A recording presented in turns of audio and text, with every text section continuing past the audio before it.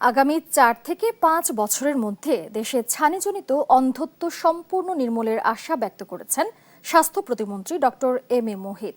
বৃহস্পতিবার সকালে রাজধানীর শেরেবাংলা নগরে জাতীয় চক্ষু বিজ্ঞান ইনস্টিটিউট ও হাসপাতালে এক সভায় একথা বলেন তিনি।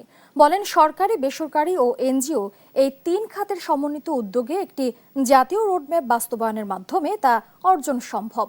একই সঙ্গে কৃত্রিম বুদ্ধিমত্তা ও আধুনিক প্রযুক্তির মাধ্যমে হাইটেক চক্ষু চিকিৎসা সেবা দেশের প্রান্তিক ও গরিব মানুষের কাছে পৌঁছে দেওয়ার উপর জোর দেন তিনি। হাইটেক আই কেয়ারকে আমরা একেবারে প্রান্তিক মানুষ, একেবারে গরিব মানুষ, প্রতিটি মানুষের কাছে তার নাগরিক অধিকার হিসেবে পৌঁছে দিতে চাই।